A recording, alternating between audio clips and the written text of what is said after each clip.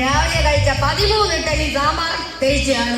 അതിനാണോ ഈ കിടന്ന് കൂത്താട്ടം കാണിച്ചത്? പിന്നെ കൊട്ടാരം വൈകി എന്റെ അടുത്ത് എന്ത് പറഞ്ഞെന്നറിയാമോ? ദേഹം അനങ്ങിയില്ലെങ്കിൽ കൊഴുപ്പ് കയറി ചത്തു. അത് നിങ്ങൾ അതുപോലല്ലോ എനിക്ക്. ഇനി എത്ര കാലം രാജുവിൽ ഇങ്ങനെ രാജാവിനെ പറ്റിച്ച് തിന്നും? മന്ത്രി തൃശങ്കു എത്ര നാൾ തിന്നുന്നുവോ അത്ര നാൾ നാമും തിന്നും.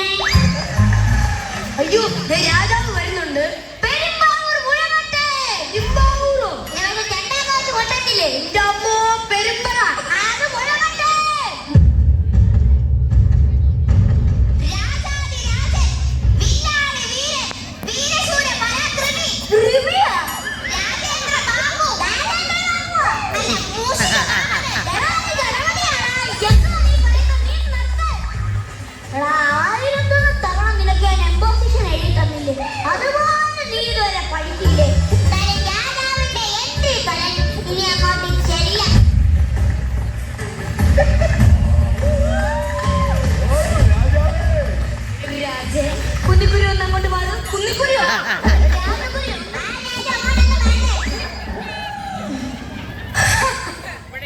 നിന്റെ അടുത്ത് ഞാൻ പലവട്ടം പറഞ്ഞിട്ടുണ്ട് എന്നെക്കാട്ടി നല്ല ലുക്കിൽ ഇവിടെ വന്നു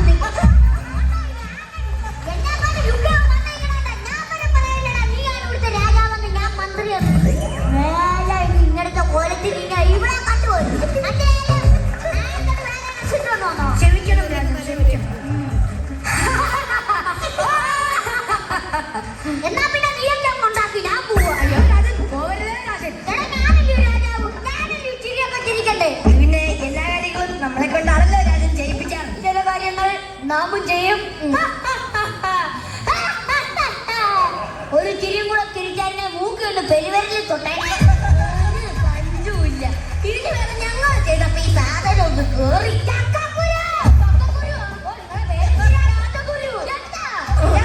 എനിക്ക് യാതൊരു കാര്യം പറയാനുണ്ട്.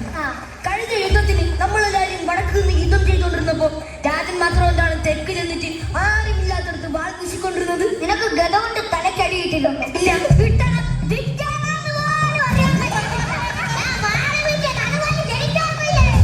അല്ല രാജൻ, പെട്ടെന്നൊരു യുദ്ധം ഉണ്ടാകാൻ എന്താണ് കാരണം? ഈ മിനവിട്ടവന്റെ ഒരു പാട്ട് കയറാം. ഒരു പാട്ടുകാരുടെ യുദ്ധമൊക്കെ ഉണ്ടാവോ? കൊട്ടാരത്തിന്റെ സീക്രട്ട് വിളിച്ചു പറഞ്ഞ കൊട്ടാരത്തിന്റെ സീക്രട്ട് വിളിച്ചു പറയണ പാട്ടാ.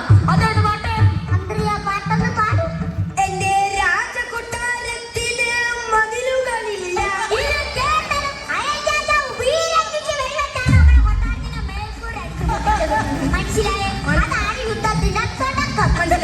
മനസ്സിലായി രാജഗുരു. രണ്ടാം ദിവസം നിങ്ങൾ ആ യുദ്ധഭൂമിയിൽ ചെന്ന് വിതുമ്പുന്നത് നാം കണ്ടിരുന്നു. അത്രയ്ക്ക് രാജസ്നേഹമായിരുന്നല്ലേ? അയ്യേ, അത് രാജസ്നേഹം കൊണ്ടല്ല.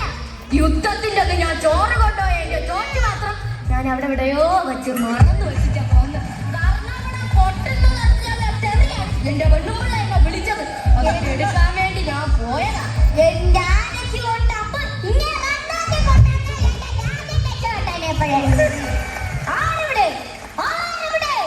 രാജാവിന് എവിടത്തെ രാജാവ്? അവിടെ നോക്കി ആളെവിടെ ആളെവിടെ വിളിച്ചു കൂവി ചെന്ത് കാര്യം? അവിടെയാണ് ആറുള്ളത്. അവിടെയാണ് തൊഴിൽ റാണിയൊക്കെ നീരാടാൻ വരുന്നത്. എന്റെ അച്ഛൻ്റെ അച്ഛന്റെ പ്രായമുണ്ട്.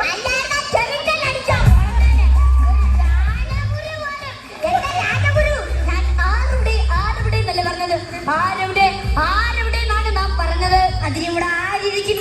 അകപ്പാടെ ഞാനും ആ വെളുത്തുള്ളിയിലെ ഫിഗർ ചെയ്യുന്ന രാജ. അല്ല എങ്ങനെ ഉണ്ടാവാനാ? എനിക്ക് പറഞ്ഞു തരുന്നത്. അതുകൊണ്ടാണ് ആരും ഇല്ലാത്തത്. പിന്നെ രാജൻ, ഞാനൊരു ഇച്ചിരി കാശ് കടം ചോദിക്കുന്നതിൽ രാജൻ എന്തെങ്കിലും ബുദ്ധിമുട്ടുണ്ടാവും? ബുദ്ധിമുട്ടോ? എന്റെ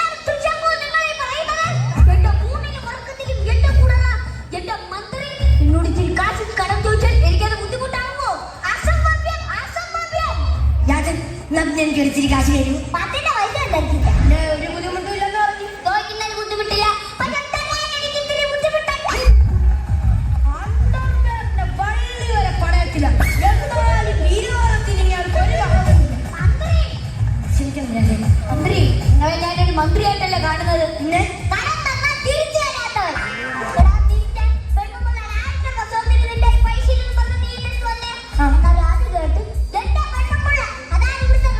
അവളുടെ തന്നത്. എന്നിട്ട് അവന്റെ വെണ്ണുമുള്ള ഇപ്പൊ നാല് വെച്ച് ഇന്നാളാ വള ഇങ്ങോട്ട് എനിക്ക് കിട്ടി. അന്തപുരത്തിൽ ഞാൻ എന്നും എന്റെ പെണ്ണുമുള്ളകളെ അതിന് തല്ലുകൊള്ളുക. എല്ലാരും മോതിരം കൊണ്ടുപോയായിരുന്നു.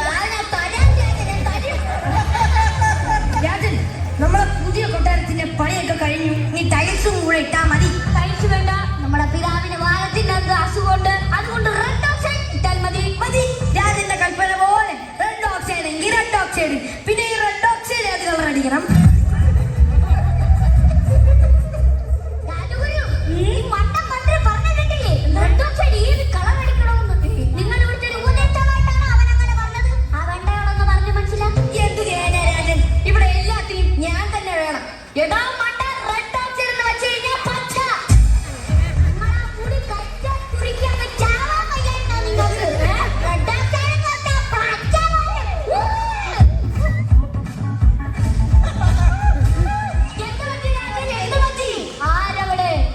കൊട്ടാരത്തിൽ 16 ദിവസത്തേക്ക് ദുഃഖാന്തരണമെന്ന് അറിയിച്ചോളൂ.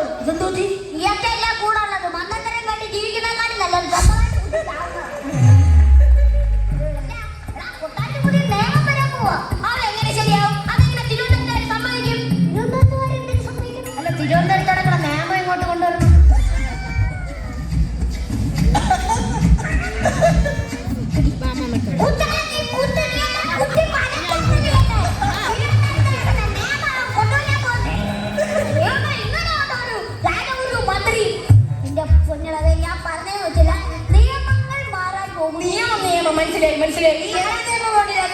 നമ്മളെ പണ്ട് നർത്തകിമാരില്ലേ ഇവിടുത്തെ നമ്മളെ പറ്റിച്ചോണ്ടിരുന്ന രാധമ്മേക്കും അവരെ ഇവിടുന്ന് പറഞ്ഞു വിടാൻ പോവുകയാണ്.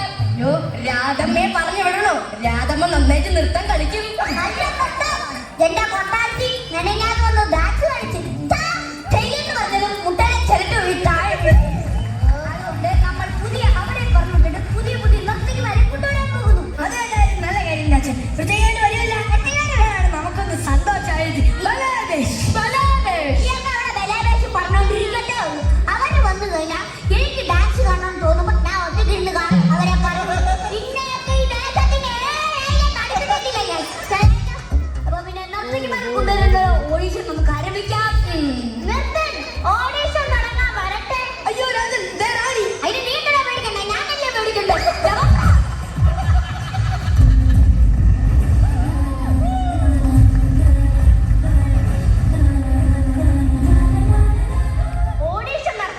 പക്ഷെ ആര് തിരഞ്ഞെടുക്കണമെന്ന് ഞാൻ തീരുമാനിക്കും. എന്നെ വരച്ചവരെ നിർത്തണം. നീ നിനക്ക് ഇഷ്ടമുള്ള പോലെ നീ അങ്ങ് തീരുമാനിച്ചോ.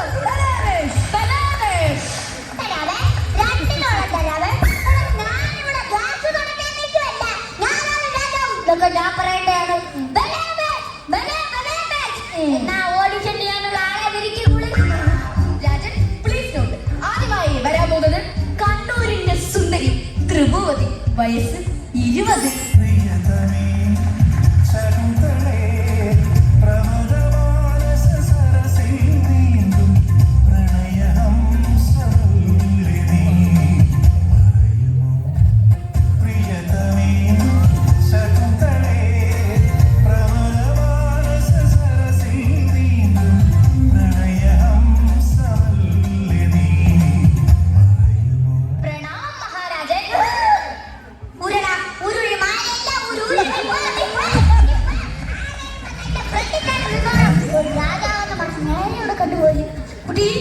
നമ്മുടെ രാജാവ്.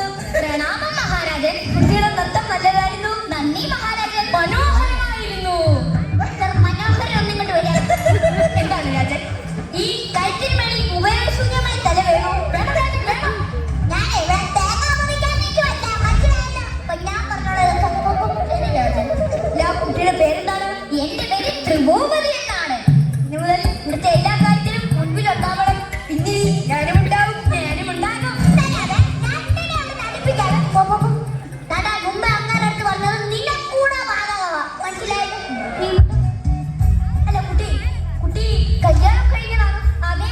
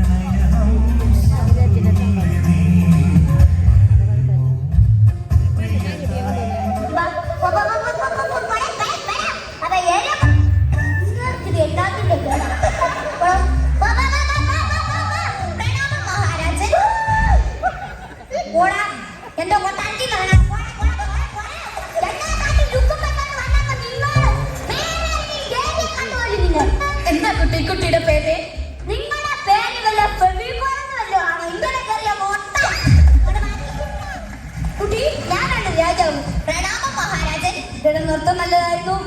എന്താണ് കുട്ടിയുടെ പേര്? എന്റെ പേര് പ്രാണസഖി. പ്രാണസഖി ഞാൻ വെറുമൊരു പാമരനാം പാട്ടുകാരൻ. കനലോല വീഥികളിൽ വേണൂതുമാട്ടിടയൻ. നീ കുഴപ്പമില്ല, നീ ഓക്കെ. അത് നിന്റെ പ്രായത്തിന്റെയാന്ന് പറയാം.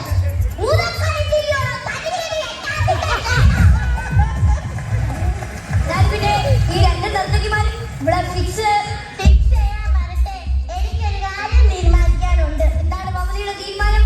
ഈ നർത്തകിമാര് രാവിലെ 8 മണിക്ക് വന്ന ഉടനെ ഈ കൊട്ടാരത്തിന്റെ ഗേറ്റ് അടയ്ക്കണം. പിന്നെ ഇവിടെ കിടന്ന് ഡാൻസ് ഒക്കെ കളിച്ച് കഴിഞ്ഞ് വൈകുന്നേരം 5:30 ആകുമ്പോൾ കൊട്ടാരത്തിന്റെ വാതിൽ തുറക്കുക. ഇവരെ അങ്ങ് പറഞ്ഞു വിടുക. റാണി രാവിലെ 8 മണിക്ക് വന്ന് വൈകുന്നേരം 5 മണിക്ക് പോകാൻ. ഇത് കൊട്ടാരമാണ്, അല്ലാതെ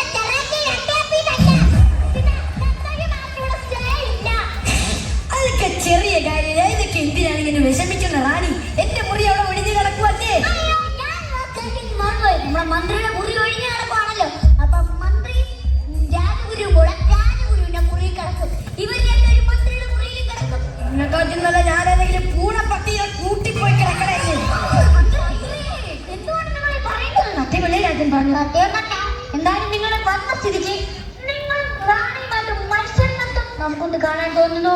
കഴിച്ചോളൂ.